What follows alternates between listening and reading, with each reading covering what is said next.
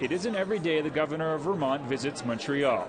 Following a speech organized by the Montreal Council on Foreign Relations, Phil Scott networked with folks and emphasized the deep historic and economic ties between Vermont and Quebec. Relationships matter, and they run deep, and it means something. But there was another foreign relationship in the room waiting for a chance to meet with Scott, the Abenaki First Nation of Odanak. We have grievances with the state of Vermont and their policy of state recognition of 4 tribes that claim to be Abenaki. Jacques Watceau is a councillor for Odanak Band Council, the largest Abenaki community in Quebec. Abenaki ancestral territory consists of large swaths of what is now known as southeastern Quebec and New England. In 2011, Vermont recognized 4 different groups as Abenaki. They're deceiving the Vermont population by claiming a heritage that is not theirs. Watceau says that there's a reason why the 4 organizations claiming Abenaki status do not have federal recognition. Among other criteria, U.S. federal recognition requires showing evidence of self-governance since at least 1900. All 4 of the self-proclaimed Abenaki groups in Vermont were formed in modern times.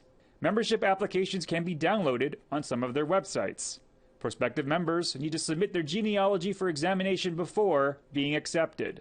Watceau says when Odanak was approached by some self-proclaimed Abenaki in the 90s, they initially welcomed them to visit the community. When we started asking questions, to which family are you connected and who is your ancestor, and they basically were French Canadian and they had no native ancestry at all. The state-recognized Abenaki groups in Vermont did not respond to our requests for interview. Meanwhile, Watceau was able to briefly meet Governor Scott and present him a letter outlining Odanak's concerns. Scott committed to reading the letter, but not to meeting with council at a future date. It's the first I've heard of this, so I'm a bit surprised. But again, if we will take a look at this, the legislature will be reflecting on this, and if they see fit to change the law, they can. Currently, the Abenaki recognized in Vermont have the right to make and sell native crafts and can receive benefits such as artist grants. Complicating matters is that there are Abenaki with ties to Odanak living in New England.